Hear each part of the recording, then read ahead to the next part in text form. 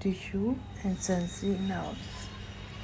Then it is transferred to CNS, Central Nervous System.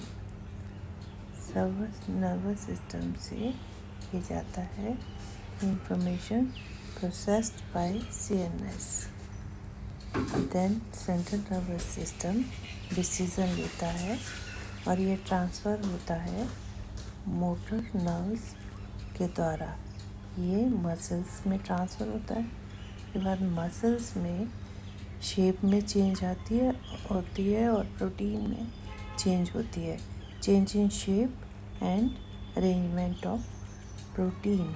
Then it goes to muscle sales.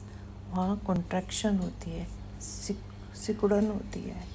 Muscle जो है वो छोटे हो जाते हैं और एक्शन होता है. In this way this process takes place that is called reflex action.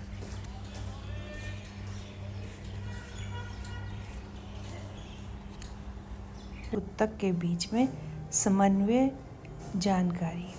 जो जानकारी है वो यहाँ से तंत्रिका उत्तकों द्वारा संवेदी तंत्रिका द्वारा ले जाई जाती है. उसके बाद ये केंद्रीय तंत्रिका तंत्र तक पहुँचती है जिसे हम CNS भी कहते हैं. उसके बाद ये सूचना जो है वो CNS द्वारा संसाधित की जाती है, ठीक की जाती है.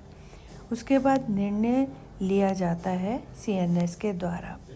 फिर मोटर तंत्रिकाओं के द्वारा ये संदेश मांसपेशियों तक पहुंचाया जाता है और मांसपेशियां प्रोटीन के आकार और व्यवस्था में परिवर्तन करती हैं. उसके बाद संकुचन होता है, मांसपेशियां छोटी होती हैं और कार्रवाई होती है जिसे हम क्रिया और प्रतिक्रिया के नाम से या रिफ्लेक्स एक्शन के नाम से जानते हैं. प्लांट्स मूवमेंट इन प्लांट्स के कैसे प्लांट्स में मूवमेंट होती है, ये कोऑर्डिनेशन होता है. पहला तो है मूवमेंट डिपेंडेंट ऑन ग्रोथ, जो ग्रोथ के ऊपर डिपेंड करती है, जैसे कि tropic movement, different movements in response to stimulus के जो अलग अलग गतिविधियां हैं जो स्टिमुलाइज कोई भी उनको अगर क्रिया हो उनके साथ तो उसकी प्रतिक्रिया के रूप में होता है.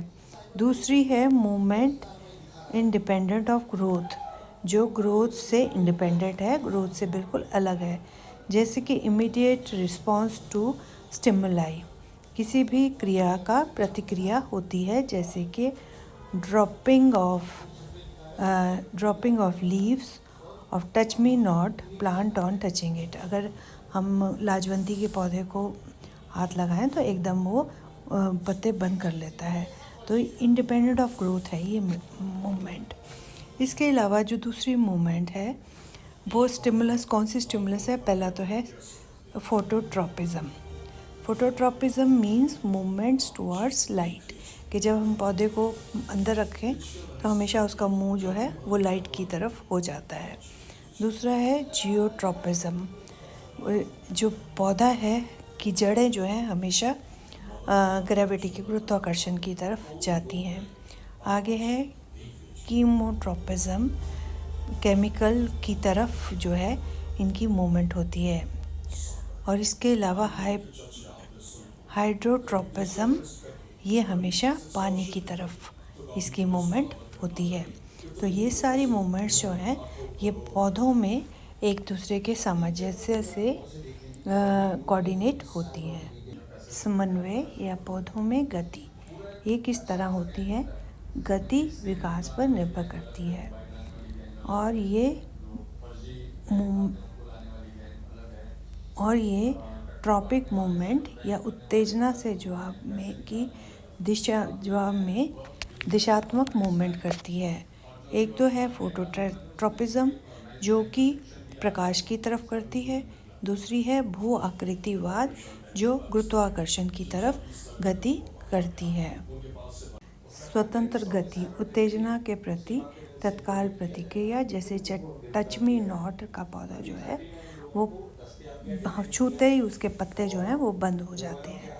ये विकास की जो है स्वतंत्र गति है जिसका के ग्रोथ के साथ या बढ़ोतरी के साथ कुछ भी लेना देना नहीं है। वो तो ये है फोटोट्रॉपिज्म और भू आकृतिवाद। इसके बाद है रासायनिक की ओर। जब हम रसायन में कोई बीज रखते हैं तो हमेशा रसायन की तरफ विकास होता है। उसके अलावा हाइड्रोट्रोपिज्म, ये पानी की तरफ, कि हमेशा पौधे को अगर आप पानी में रखोगे तो जड़ का जो विकास है वो पानी की तरफ होगा। तो इस तरह से पौधे में अलग अलग मूवमेंट्स होती हैं। वो तो ये है फोटोट्रॉपिज्म और भू आकृतिवाद। इसके बाद है रासायनिक की ओर। जब हम रसायन में कोई बीज रखते हैं तो हमेशा रसायन की तरफ विकास होता है। उसके अलावा हाइड्रोट्रोपिज्म, ये पानी की तरफ, कि हमेशा पौधे को अगर आप पानी में रखोगे तो जड़ का जो विकास है वो पानी की तरफ होगा। तो इस तरह से पौधे में अलग अलग मूवमेंट्स होती हैं। वो तो ये है फोटोट्रॉपिज्म और भू आकृतिवाद। इसके बाद है रासायनिक की ओर। जब हम रसायन में कोई बीज रखते हैं तो हमेशा रसायन की तरफ विकास होता है। उसके अलावा हाइड्रोट्रोपिज्म, ये पानी की तरफ, कि हमेशा पौधे को अगर आप पानी में रखोगे तो जड़ का जो विकास है वो पानी की तरफ होगा। तो इस तरह से पौधे में अलग अलग मूवमेंट्स होती हैं।